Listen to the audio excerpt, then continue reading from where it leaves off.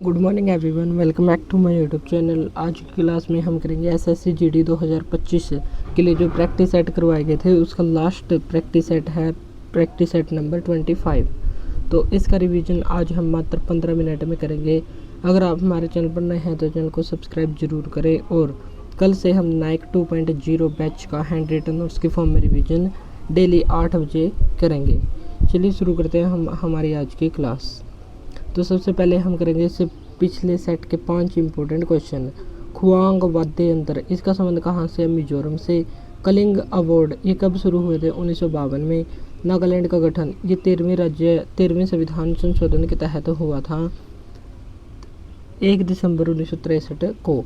मंटोक्स test, ये किससे संबंधित है? तो ये टीबी से संबंधित है। अजंता की गुफाएं किस नदी के किनारे? वाघोरा नदी। 1983 में यूनेस्को में इनको शामिल किया गया था और ये महाराष्ट्र के संभाजी नगर जिले में स्थित है।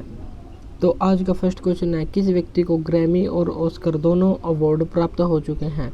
तो यह है गुलजार और इनका वास्तविक नाम है संपूर्ण सिंह कालरा। ग्रैमी अवार्ड इनको 2010 में और ऑस्कर अवार्ड 2009 में जय हो सॉन्ग के लिए दिया गया था। साल 2023 का ज्ञानपीठ अवार्ड ये उर्दू भाषा के लिए दिया गया था और पहली बार ग्रैमी अवार्ड प्राप्त करने वाले पहले भारतीय ये थे 1968 में पंडित रविशंकर, जो सितार से संबंधित है और इनको 1999 में भारत रत्न दिया गया था और जो भारत रत्न प्राप्त करने वाले दूसरे संगीतकार बने थे। और इनकी एल्बम का नाम था वेस्ट मीट्स ईस्ट एल्बम। पहले भारतीय महिला जिनको ग्रैमी अवार्ड दिया गया था तो ये थी तन्वी शाह 2010 में जय हो सॉन्ग के लिए। मिसाइल मैन ऑफ इंडिया ये कौन थे? तो ये 11वें राष्ट्रपति थे और इन्हीं का नाम था APJ अब्दुल कलाम, यानी कि अबुल पकीर जैनुलाब्दीन अब्दुल कलाम। इनका वाद्य यंत्र का नाम था वीणा। और वीणा और कौन कौन बजाता था इतिहास में? समुद्रगुप्त और औरंगजेब, इनका वाद्य यंत्र भी वीणा ही था। अकबर के वाद्य यंत्र का नाम क्या था? नक्कारा वाद्य यंत्र। अल्बर्ट आइंस्टाइन के वाद्य यंत्र का नाम था पियानो और वायलिन। और APJ अब्दुल कलाम की कुछ इंपॉर्टेंट बुक्स भी हैं, जैसे ऑटोबायोग्राफी है विंग्स ऑफ फायर, बुक है target 3 million, vision 2020, ignited minds, scientist to president, future failure is a teacher, you are born to blossom. तो ये सभी इम्पोर्टेंट बुक्स इन्हीं की हैं। गियोन फेस्टिवल ये कहाँ पर मनाया जाता है? जापान में। पारो तसेचू फेस्टिवल भूटान में। काचीन मनाओ फेस्टिवल ये म्यांमार में और यहाँ पर थिंग्यायान फेस्टिवल भी मनाते हैं। नवम पेरा हेरा फेस्टिवल श्रीलंका में। दसई फेस्टिवल ये मनाया जाता है नेपाल में। फोर्थ क्वेश्चन है, आलू पोस्तो पारंपरिक व्यंजन ये कहाँ का है? तो ये वेस्ट बंगाल का है। अब हम देख लेते हैं कुछ इम्पोर्टेंट पारंपरिक व्यंजन जो क्षेत्र विशेष से संबंधित होते हैं, जैसे लिट्टी चोखा ये व्यंजन बिहार से संबंधित है। खांडवी ये गुजरात से संबंधित है। बाल चावो और सोर पोटेल ये गोवा से संबंधित है। यखनी ये जम्मू कश्मीर का है। श्रीखंड महाराष्ट्र का है। धुस्का झारखंड का है। मुय्या अवंटू ये है त्रिपुरा का।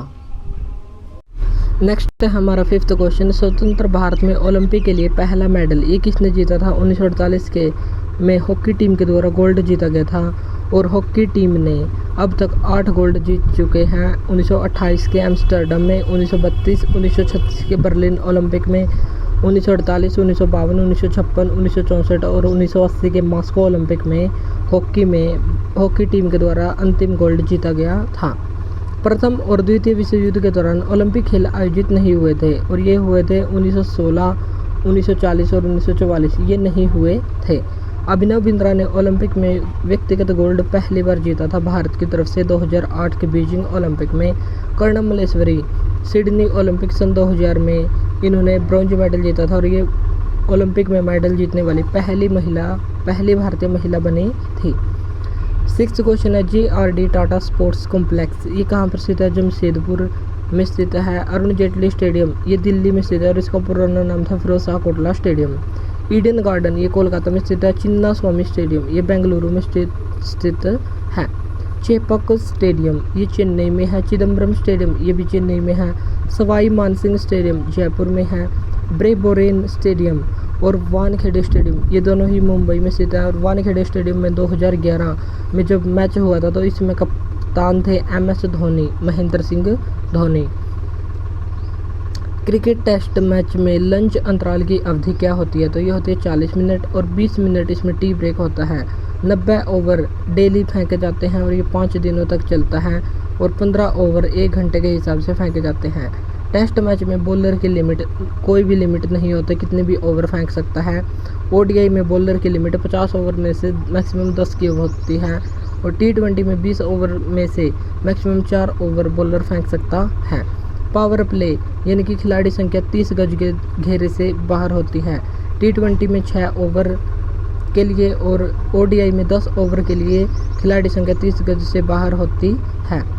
भारतीय क्रांति की जननी ये किसको कहा जाता है? भीकाजी कामा को। और 1907 की विदेशी जमीन पर भारतीय तिरंगा फहराया था जो जर्मनी में फहराया था, इसलिए इनको भारतीय क्रांति की जननी कहा जाता है, भीकाजी कामा को। भारत छोड़ो आंदोलन के दौरान गुप्त कांग्रेस रेडियो किसने शुरू किया था? उषा मेहता ने 14 अगस्त 1942 को शुरू किया था। अब है इंडियन पॉलिटिकल क्वेश्चन। DPSP भारतीय संविधान के भाग 4 अनुच्छेद 36 से 51 में है।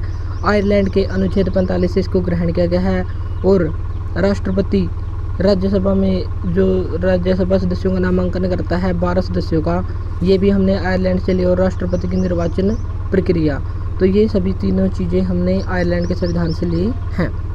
DPSP की उत्पत्ति किस प्रस्ताव से संबंधित है? तो ये कराची प्रस्ताव 1931 में हुआ था, जिसकी अध्यक्षता की थी सरदार पटेल ने। तो यहाँ से संबंधित है किसानों के लिए मौलिक अधिकारों की बात यहीं पर हुई थी। गांधी इरविन समझौते को मंजूरी कराची प्रस्ताव से ही मिली थी।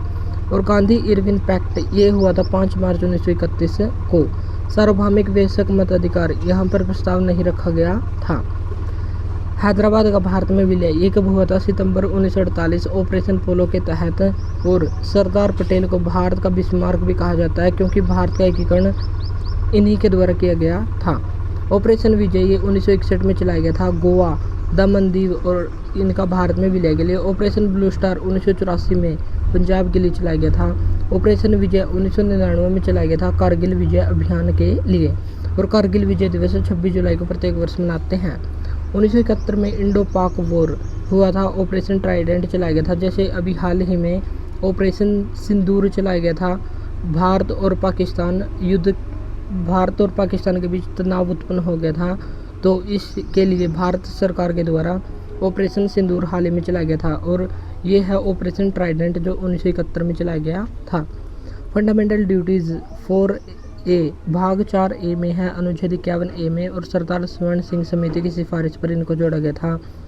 उस समय 10 मौलिक कर्तव्यों को जोड़ा गया था 1976 में, लेकिन 11वां मौलिक कर्तव्य 86वें संविधान संशोधन 2002 के द्वारा जोड़ा गया था, जिसमें 6 से 14 वर्ष तक के बच्चों को शिक्षा उपलब्ध करवाना उनके माता पिता का कर्तव्य है। अनुच्छेद 21A 6 से 14 वर्ष तक के बच्चों को राइट टू एजुकेशन शिक्षा का अधिकार देना एक मौलिक अधिकार है। और RTE राइट टू एजुकेशन अधिनियम 2009 में आया था और ये 1 अप्रैल 2010 को लागू हुआ था। किसकी अध्यक्षता में गठित संविधान समीक्षा आयोग ने फंडामेंटल ड्यूटीज़ के सफल कार्यान्वयन के लिए सरकार द्वारा की जाने वाली कुछ पहलों की सिफारिश की थी? तो ये की थी MN वेंकटचलैया समिति के द्वारा। और गुजरात में गोधरा कांड के लिए कौन सी समिति बनाई गई थी? UC बनर्जी समिति, जो नानावटी आयोग भी इसी के लिए बनाया गया था। अब तक कितनी बार परिसीमन हो चुका है? 4 बार। और अनुच्छेद 82 के तहत इसका गठन किया जाता है। और अब 2026 तक लोकसभा और राज्यसभा की सीटों में कोई भी चेंज नहीं किया जा सकता। और लोकसभा और राज्यसभा की सीटें 1971 की जनगणना के अनुसार हैं। लोकपाल और लोकायुक्त अधिनियम ये 2013 का है। और सार्वजनिक पदाधिकारियों के खिलाफ भ्रष्टाचार के आरोपों की जांच करना इसका मुख्य उद्देश्य है। और ये अधिनियम 16 जनवरी 2014 को पारित किया गया था। और पहले लोकपाल के पद के अध्यक्ष ये बने थे PC घोष या पिनाकी चंद्र घोष। और दूसरे वर्तमान में बने हुए अजय मानिक राव, 70 वर्ष की एज में ये रिटायर होते हैं। 13वां क्वेश्चन है सार्वभौमिक वयस्क मताधिकार के आधार पर चुनाव कराने वाला भारत का पहला भाग ये कौन सा था? तो ये था मणिपुर, जून 1948 में हुए थे और महाराजा बोध चंद्र सिंह जी के द्वारा करवाए गए थे। गंगा नदी बेसिन ये कितना है? 8,60,000 वर्ग किलोमीटर के क्षेत्र को कवर करता है। 11 भारतीय राज्यों में ये फैली हुई है। 10 राज्यों और 1 UT में ये फैली हुई है गंगा नदी बेसिन। ब्रह्मपुत्र बेसिन 5,80,000 वर्ग किलोमीटर और ये 6 राज्यों में फैली हुई है। भारत का क्षेत्रफल कितना है? तो भारत का क्षेत्रफल है 32,87,813 वर्ग किलोमीटर और विश्व के क्षेत्रफल का ये 2.42% है। और क्षेत्रफल की दृष्टि से भारत का विश्व में 7वां स्थान है। जैसे सबसे बड़ा क्षेत्रफल की दृष्टि से सबसे बड़ा देश रूस है और तो 7वां है भारत। और जनसंख्या के मामले में भारत पहले स्थान पर आ चुका है और दूसरे पर है चाइना। गंगा बेसिन का क्षेत्र भारत के कुल क्षेत्रफल के 24% भाग को कवर करता है। पौधों के स्तर क्या क्या होते हैं? जैसे निचला ऊर्ध्वाधर जो सबसे छोटे पौधे होते हैं जैसे घास टाइप होते हैं। मध्य ऊर्ध्वाधर ये झाड़ियाँ वगैरह होती हैं। सर्वोपरि वृक्ष होते हैं और द्वितीय यानी कि कम हाइट वाले वृक्ष होते हैं। 16वां क्वेश्चन है विश्व की सबसे बड़ी मूंगा चट्टान ये कहाँ पर है? तो इसका नाम है ग्रेट बैरियर रीफ और ये ऑस्ट्रेलिया में मिलती है और ये CaCO3 कैल्शियम कार्बोनेट से मिलकर बनती है। अंडमान और कच्छ में भी इसी के उदाहरण मिलते हैं। PM स्वनिधि योजना इसका उद्देश्य क्या था? स्ट्रीट वेंडर्स यानी कि रेहड़ी पटड़ी वालों के लिए इसको शुरू किया गया था 1 जनवरी 2020 को। और MoHUA ministry of housing and urban affairs के द्वारा इसको शुरू किया गया था। और ministry of housing and urban affairs के वर्तमान में मंत्री ये है मनोहर लाल खट्टर। 3 तरह के इसमें लोन दिए जाते हैं। 10K 10,000 तक का लोन चुकाने के बाद एप्लीकेबल 20,000 के लिए। अगर 20,000 का लोन दे दिया, अगर इसको वापस चुका दिया तो 50,000 तक का लोन वापस मिल सकता है। और 50,000 का लोन अगर मिल गया और वो भी वापस चुका दिया तो ये इतना ही मिलता है। व्यापक परिवार नियोजन कार्यक्रम ये कब शुरू हुआ था? 1952 में और भारत सरकार के द्वारा इसको शुरू किया गया था। और विश्व का पहला देश बना था भारत जिसने व्यापक परिवार नियोजन कार्यक्रम शुरू किया था। राष्ट्रीय ग्रामीण स्वास्थ्य मिशन NRHM ये 2005 में शुरू हुआ था। राष्ट्रीय स्वास्थ्य मिशन ये 2013 में शुरू हुआ था। 19वां क्वेश्चन है विकिरण ऊर्जा ये कैसी ऊर्जा है? सौरतापीय ऊर्जा, गतिज ऊर्जा पवन चक्की में उत्पन्न होती है, रासायनिक ऊर्जा डीजल जनित्र में उत्पन्न होती है, और स्थितिज ऊर्जा पन बिजली यंत्र या बांध से उत्पन्न होती है। सपनों का वैज्ञानिक अध्ययन ये क्या कहलाता है? तो ये कहलाता है ओनेरोलॉजी। आकार का अध्ययन ये कहलाता है आकारिकी या मोर्फोलॉजी। और कैलोलॉजी ये सौंदर्य अध्ययन कहलाता है। सोरोलॉजी छिपकली का अध्ययन कहलाता है। क्रेनियोलॉजी खोपड़ी का अध्ययन कहलाता है। और ओडोंटोलॉजी ये दांत का अध्ययन कहलाता है।